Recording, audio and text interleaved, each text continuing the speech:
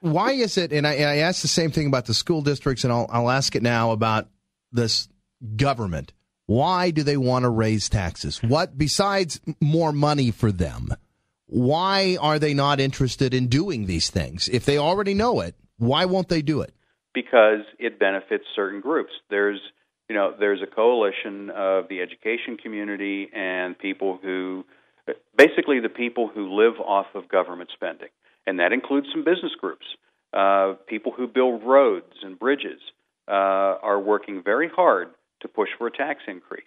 That's why some chambers of commerce are supporting tax increases. Including ours here in Topeka. Because they get money from government. They get money from government. They don't want that money to slow down. Dave, shouldn't this be Dave Trabert? He's the president of the Kansas Policy Institute.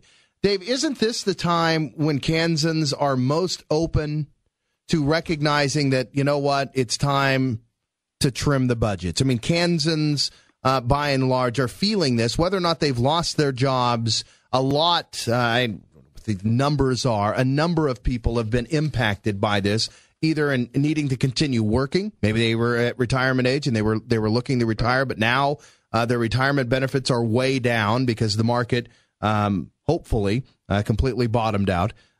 People are taking wage cuts. People are being furloughed from their jobs several days a year. Why is it that the government can't recognize this as the opportunity that it is to have that conversation with the people of Kansas and say, we can't be everything to everybody. We need to get back to our core mission?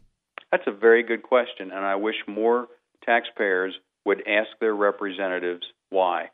What representatives hear, on both sides of the aisle, they tell me they hear actually very little from their constituents. They hear most of their comments come from lobbyists, people who want them to do something. They need to hear more from their constituents. They need, if people don't want their taxes raised, they better get on the phone today. They better send a letter today.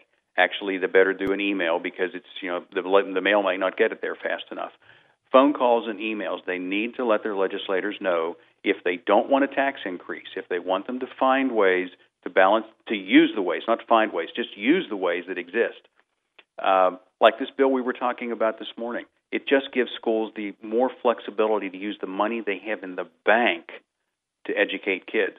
How much money are the schools in Kansas sitting on right now?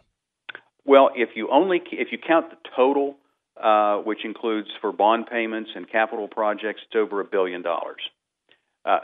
What they say they will finish the year with. If you extract the capital and the bond payments, it's still over $500 million. $500 million that they have in reserves right now. That's right. I mean, aren't reserves? I mean, it's crazy to me. But aren't reserves? Shouldn't you use those? They're like rainy day funds. I mean, that's why you're reserving the money, is so that when times are tough, you've got something to fall back on. And times are pretty tough.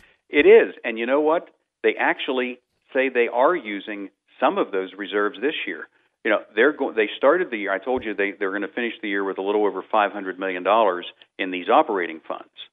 They started the year with $700 million in those operating funds. So they've spent down those funds this year. And you know what? They're actually spending more money this year. We've heard stories about how schools have been cut back to, I've heard anything from Stone Ages to 2006. Right. And they're spending more money this year. The reports they just filed with the Department of Education on what their projected spending is for this year and what their projected ending balances are is what I'm quoting from. School districts say their operating expense, not their capital, not their bonds, all other costs will increase this year by $220 million. Their costs? Their spending. They will spend $220 million more this year. And they're doing it by tapping into some of those reserves that they carried forward. Their revenue is only $50 million less this year. Why is the Kansas Policy Institute involved in this? I mean, why is this something that you have decided to make your mission? That's a great question, and there's a couple of things. we focus on the economic freedom, trying to protect economic freedom. We have right now in this state, we have more people moving out of Kansas than moving in. That's been going on. We're having a small population increase only because people are being born a little faster than people are dying in Kansas. We're doing our best. Okay, but the people, that's right, but it's going to be at least 20 years before any of those new people being born start earning money and paying taxes. The people dying, we're paying taxes. We've got more people moving out than moving in. By doing nothing, by just sitting still, every year we increase the burden on those of us still here in Kansas.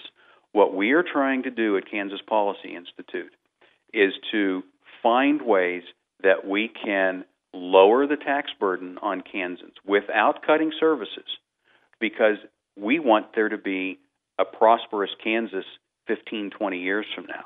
If we don't stop what we've been doing for the last 10, 20 years, we're going to have tax burdens in this state that you can't imagine. And the people with the means of moving out, actually a lot of them already are, that will only accelerate. We're trying to prevent enormous tax burdens from being put on those of us left behind, because there won't be, we have to stop this. We have a third of our population on the border of Missouri.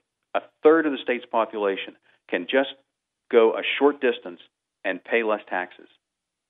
We have people who are moving out of this state for other states with much more favorable tax brackets. It can be done. We're choosing to put policies in place. And the more that move, people away. The more that move, the more citizens we lose, the bigger the debt becomes that the rest of us have to try and cover. That's right. We're talking about, you said earlier, shouldn't this be the time for government to how to scale back a little bit? Let me put that in perspective. The budget that the governor proposed, that they're still trying to fill, that gap, is $5.8 billion in the state general fund. That is $1.1 billion more than we spent in 2005.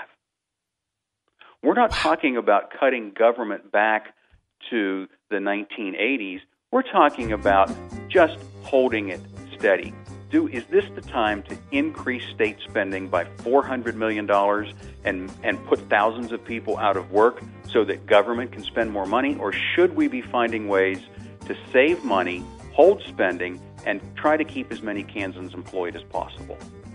I'm for the latter. Amen. Dave Trabert, the president of the Kansas Policy Institute, thanks for joining us this hour. It's been very educational. I hope the legislators are listening.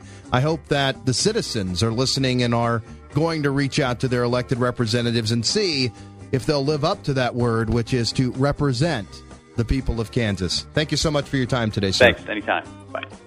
580 News Update is just moments away. CBS News comes your way at the top of the hour.